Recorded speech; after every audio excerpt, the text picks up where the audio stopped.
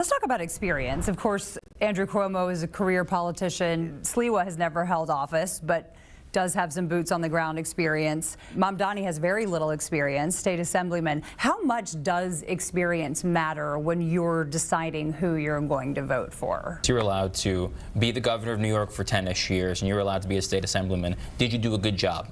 They both did not do a good job, in my view. But just like Curtis said at the first debate, thank God I'm not a professional politician. He's been doing this for 30+ years with the Guardian Angels, ensuring the safety of New Yorkers. So Mamdani kind of instilled the fact that experience and integrity can't cancel each other out. I would love to hear from Alexandra and Joey about Cuomo's experience. There are definitely some stains on his record. I would rather take Cuomo's experience, however tainted it may be, just like many other politicians who hold congressional office, over Zohran Mamdani, who proposes policies that are hardly ever going to be implemented. I mean, being the mayor of New York is basically being a manager.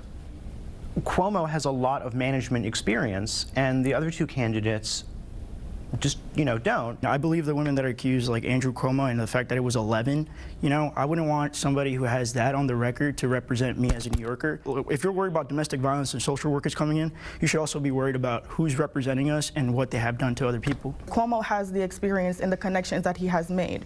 Disgraced or not, I believe Zoran is very young, and I believe that we need somebody young. We need a visionary. However, you cannot be so stubborn. You have to be ready to listen and collaborate. For better or worse, the mayor of New York does have to work directly with the White House. We've got the immigration crisis. We've got already federal transportation funding and infrastructure funding in jeopardy.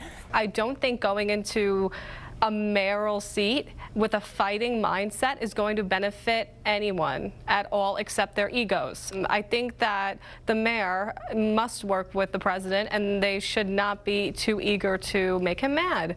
Because again, the only people who are going to suffer are me and you. No matter your party or perspective, I think the mayor owes it to the people of New York to work with whoever is president. There are times when I think it's very appropriate for local officials to resist the White House and say no to the president.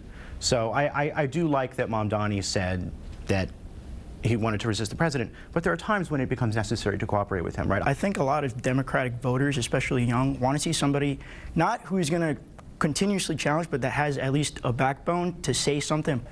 I think it's very important that regardless of what side of the political spectrum you are actually taking this seriously. People often treat it as like, oh, it doesn't matter, but people don't see that it affects us on the long term. I think it's very important that whomever wins the mayoral election takes steps to turn the temperature down, because like I said before, we're all New Yorkers.